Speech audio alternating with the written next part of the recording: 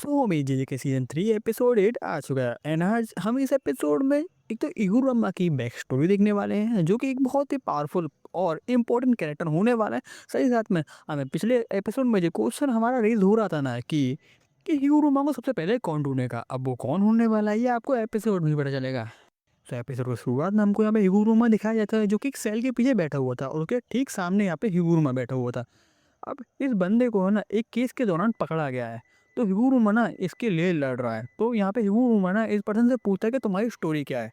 तो वो बताता है कि वो अपने अपार्टमेंट में ही था, तभी बहुत सारे पुलिस वाले आ जाते हैं और वो समझ जाता है कि ये उनको पकड़ने आए हैं। अब वो सोचता है कि अगर मैं पकड़ा गया तो मेरी बिल्ली का क्या होगा, क्योंकि वो तो मर जाएगी, क्योंकि मेरे अपार्टमेंट में बिल्लियों को रखना सख्त मना है और ये बात और भी लोग जानते हैं। अब हुआ कुछ ऐसा है कि इस सिटी में मार्च के दौरान एक यंग गर्ल और उसकी माँ को है ना चाकू घोंपकर मार दिया गया था। और लोग सस्पेक्ट कर रहे हैं, मतलब कि मान रहे हैं कि उसके बगल में जो घर है ना जो कि आओई का है, उसने ही ये सब किया है और उसकी घर की चोरी करी है। और जब कीता आओई के घर में पुलिस आती है ना तो पहली बार में तो वो भाग जाता है। तो पुलिस उसको फॉलो करती है, लेकिन उसके घर की छानबीन के दौरान उन लोगों को एक चाकू मिलता है जिसमें खून लगा हुआ था। तभी कीता को यहाँ पर अरेस्ट कर लिया जाता है। कीता यहाँ पे बोलता है कि पुलिस के वो उस नाइफ के बारे में बताने वाला था। अब हिगुरुमा बोलता है कि ये जो स्टोरी मैं सुन रहा हूँ, सुन के ऐसा लगता है कि ये सब केता ने ही किया है, लेकिन ये इम्पॉसिबल नहीं है कि शायद से केता विक्टिम है, मतलब कि उसको फंसाया जा रहा है। अब केता है ना एनपीओ के लिए काम करता है। तो हिगुरुमा की असिस्टेंट होती है, वो उससे पूछती है कि एनपीओ क्या है। तो हिगुरुमा बताता है कि ये उन बूढ़े लोगों की मदद करते हैं जिनके पास रहने की जगह नहीं है, और अपना केता है ना वहाँ पे काम करता है, मतलब कि उन बुजुर्गों की वो देखभाल करता है। उसके लिए यहाँ पे गीता को कोई सैलरी नहीं मिल रही है, लेकिन एक तरीके का बोनस मिलता है, मतलब कि गीता वहाँ पर रह भी लेता है और उसको लंच बॉक्सेस भी मिल जाते हैं। गीता जैसा अपार्टमेंट में रहता है, उसका रेंट मंथली 500 का है। और साथ ही साथ में गीता के आसपास जितने लोग भी रहते हैं ना उन सभी का एक क्रिमिनल रिकॉर्ड है।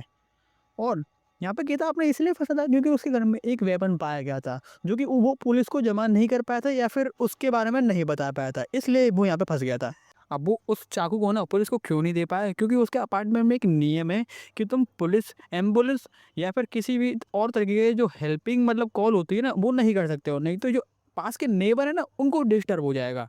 हिगुरुमा के असिस्टेंट कहते हैं कि इस ऑर्गेनाइजेशन में ना कुछ तो गड़बड़ सी लग रही है। हिगुरुमा बताता है कि जब से इन ऑर्गेनाइजेशन को पैसे मिलने लग गए ना धीरे धीरे ये और बढ़ते हुए जा रहे हैं और एक वेपन के चक्कर में यहाँ पे केता को फंसाया जा रहा है। तो इसका मतलब ऐसा हो सकता है कि केता की गलती यहाँ पे नहीं है, उसको फंसाया जा रहा है। तो हिगुरुमा डिसाइड करता है कि वो इस ऑर्गेनाइजेशन के है ना रिकॉर्ड्स को चेक करेगा, ये चेक करेगा कि उसके टैक्स फाइलिंग में क्या क्या हो रहा है और साथ ही साथ में इस ऑर्गेनाइजेशन में जितने भी लोग काम करते हैं उनका बैकग्राउंड कैसा है। साथ ही साथ में वो केजा से भी सवाल जवाब करता रहे करेगा और सिमजू से भी वो कहता है कि तुम अपनी भी जांच जारी रखो। हाँ, इस लड़की का नाम है सिमजू। अब इसके बाद में हिगुरुमा बाहर जाने लग जाता है तो सिमजू यहाँ पे सोचती है कि हिगुरुमा ऐसे केसेस ही क्यों लेता है जिसमें लोग पहले से ये सोच के बैठे हुए हैं कि उस बंदे की ही गलती है। तो वो हिगुरुमा से पूछती है कि तुम ऐसे ही केसेस क्यों लेते हो। तो हिगुरुमा हमें बताता है कि कभी कभी ऐसा करना अच्छा होता है, नहीं तो मेरी स्किल्स है ना वो बेकार हो जाएंगी। जिसमें सिंजू कहती है कि कभी कभी ठीक होता है, लेकिन आपके लगभग सारे केसेस ही ऐसे होते हैं। अब इसके बाद में हमको एक कैफे का सीन दिखाया जाता है जिसमें सिंजू एक लेडी के साथ में बैठी हुई थी जिसका नाम था मिस तकागी।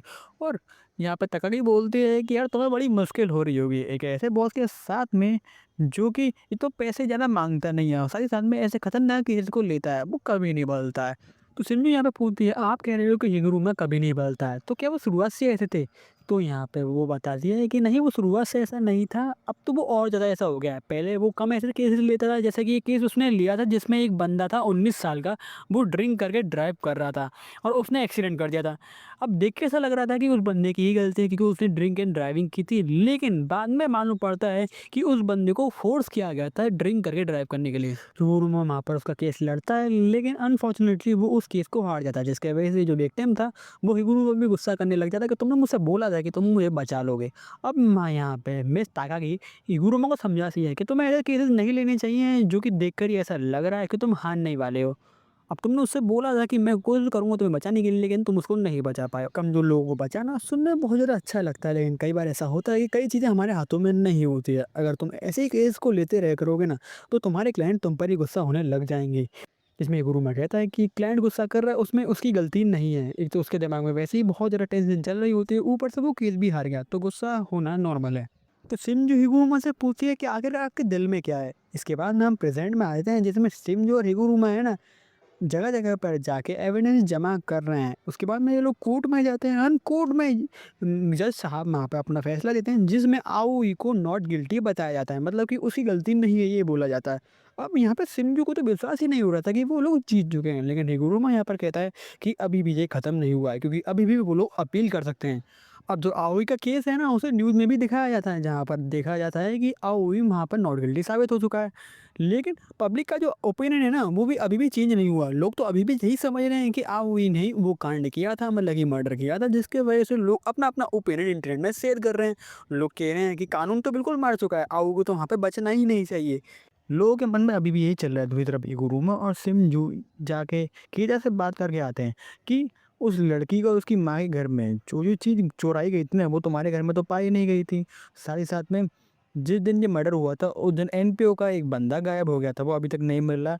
और साथ ही साथ में मर्डर की टाइमिंग और तुम्हारी टाइमिंग थोड़ी अलग है, इस वजह से तुम्हें अभी गिल्टी नहीं माना जा रहा है। कि रूम यहाँ पे कहते हैं कि अभी इतनी जल्दी खुश होने की कोई ज़रूरत नहीं है, क्योंकि अभी भी सेकंड ट्रायल की अपील चल रही है। लेकिन केता यहाँ पे रोने लग जाता है और कहता है कि कम से कम आपने मुझ पे विश्वास तो किया, उसके लिए थैंक यू।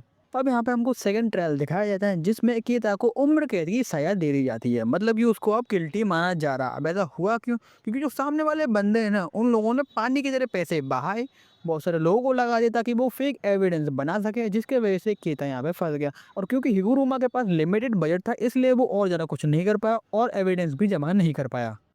और यहाँ पे केता को पकड़ के ले जाया जा रहा होता है, लेकिन जब वो जा रहा होता है तो हिगुरुमा को देखकर वो अलग से ही एक लुक देता है, जिसका मतलब दिख रहा था शायद से वो हिगुरुमा पर गुस्सा था। अब यहाँ पे हमको पहले वाले सीन को दिखाया जाता है, जिसमें मिस तकागी हिगुरुमा से पूछती है कि आपके दिल में क्या है। तो हिगुरुमा बोलता है कि वो कोई हीरो नहीं है जो कि कमज़ोरों को पहचानना चाहता है, लेकिन उसके बचपन से ही काज रही है कि जब भी उसको कुछ लगता है ना कि गलत है, तो वो उसके खिलाफ ज़रूर जाता है। और वो उन लोगों की उम्मीद को नहीं तोड़ना चाहता है जो कि उस पर भरोसा करते हैं। लेकिन यहाँ पे केता के साथ कुछ और ही हो रहा होता है, जो कि बिल्कुल भी उसको अच्छा नहीं लग रहा होता है। कि अब कोर्ट यहाँ पे केता को उम्र कैद की सजा दे रहा होता है और बोलता है कि अगर आप लोगों को ये फैसला अच्छा नहीं लग रहा, तो आप 15 दिन के अंदर एक और अपील दे सकते हो। लेकिन तभी हिकुरुमा है ना, अपनी टेबल पे हैमर को जोर-जोर से पीटने लग जाता है, एंड हम देखते हैं कि उसके पीछे से एक सीकी का भी सामान होने लग रहा है। और उसके बाद में यहाँ पे हिकुरुमा बोलता है कि इस सब चीज़ को फिर से शुरू करो। अब हमें यहाँ पे एक और फ्लैशबैक दिखाया जाता है, और इस बार ये फ्लैशबैक है ना रेन का होता है। अब रेन अपने पास्ट में उन बंदों में से था जो कि खुद तो बुली होना नहीं चाह रहा था, तो वो क्या कर रहा था, बुली इसकी चमचागिरी करता था। उसके साथ में एक बंदा और था, लेकिन वो रेन की तरह चमचागिरी नहीं कर पाया ठीक से, इसलिए वो वहाँ पर पिट रहा होता है। तो वहाँ पर यूची आ जाता है और बोलता है इसे बंद करो। अब अपना रेन मन में सोच रहा था एक और बेवकूफ़ आ गया हीरो बनने के लिए। उन पुलिस को ये बात अच्छी नहीं लगती और वो यहाँ पे यूजी से बोलते हैं तुझे लगता है सबक सिखाना पड़ेगा, और यूजी पर वो अटैक कर देता है। लेकिन उल्टा यहाँ पे यूजी उनको सबक सिखा देता है और उनको धो देता है। और अब ड्रिन से पूछता है कि अब तेरा क्या होगा कालिया।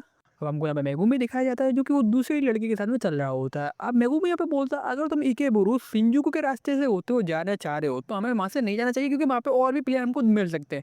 लेकिन ये लड़की बोलती है कि हमें यहीं से जाना चाहिए, क्योंकि ये रास्ता सिंपल है और वहाँ पर मेरा बेस भी है और मुझको नहाना भी है। इस छिपकली को मतलब वहाँ पर नहाना भी है, क्या रीज़न है? दूसरी तरफ यूजी भी उस जगह पर पहुँच चुका है जहाँ पर हिगुरुमा है, मतलब रिन के अकॉर्डिंग।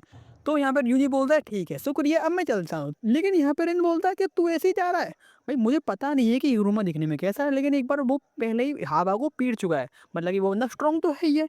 लेकिन यूजी में बोलता है कि यार हावा को तो मैंने भी पीला है, तो मैं भी स्ट्रॉन्ग हूँ, टेंशन मत ले, और यहाँ से चला जाता है। लेकिन हम यहाँ पर देखते हैं रेन बोलता है आई एम सॉरी यूजी। हमें यहाँ पे लगता है कि शायद से यहाँ पे यूजी को ही बेवकूफ़ बनाया गया है, लेकिन एक्चुअली बेवकूफ़ बनाया गया था यहाँ पे मेगुमी को। ये जानने के बाद में मेगुमी को बहुत ज़्यादा गुस्सा आता है कि उसको बेवकूफ़ बनाया गया है। लेकिन ये लड़की बोलती है अबे घूर क्या रहा है, तुझे पता है रेगी बहुत ज़्यादा स्ट्रॉन्ग है। लेकिन अपने मेगुमी को यहाँ पर सिर्फ एक ही चिंता हो रही है कि यार फोकट में टाइम वेस्ट हो रहा है मेरा। दूसरी तरफ यूजी असली वाले हिगुरुमा के पास पहुंच गया है, और वो क्या कर रहा है, यहाँ पे टब में बैठा हुआ है, वो भी कपड़े पहन के। और ये ऐसा क्यों कर रहा है कि भाई इसको ये अच्छा लग रहा है। अब यूजी से पूछा है क्या तुम हिगुरुमा हो? लेकिन ये बंदा बोलता है इतनी जल्दी नहीं, अगर तुझे मुझसे बात करनी है तो 5,000 येन देने पड़ेंगी। फिर ये बोलता है नहीं यार मैं तो मजाक कर रहा था, मैं बस देखने जा रहा था कि एक लालची वकील बन के कैसा लगता है। अब यूजी यहाँ पे समझ जाता है कि यार इस बंदे में कुछ तो दिमाग में गड़बड़ है।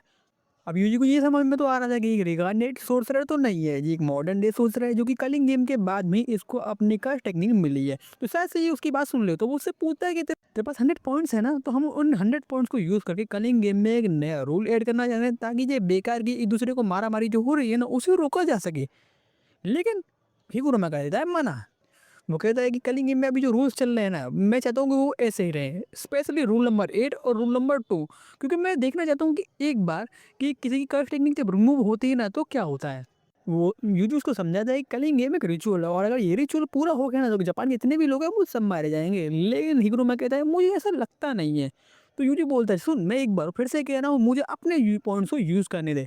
लेकिन इस बार यूजी लड़ने के लिए तैयार था। हिगुरमा बोलता है तुझे पता है कि एक बार किसी इंसान को मारने के बाद कैसा लगता है? मुझे तो बहुत ज़्यादा अच्छा लगता है। अब इसके बाद में हिगुरमा अपना डोमेन एक्सपेंशन यहाँ पे यूज़ करता है, लेकिन मुझे लगता है अगले एपिसोड में एक बार में एक्सप्लेन करना है इसको, वो ज़्यादा अच्छा रहेगा। इसलिए मैं इस एपिसोड को यहीं पे खत्म कर रहा हूँ। और अगर आप लोगों को वीडियो पसंद आई, तो वीडियो को आपको लाइक करना है, चैनल को सब्सक्राइब करना है। नेक्स्ट वीडियो जल्दी ही आ रही है, तो स्टे ट्यून्ड।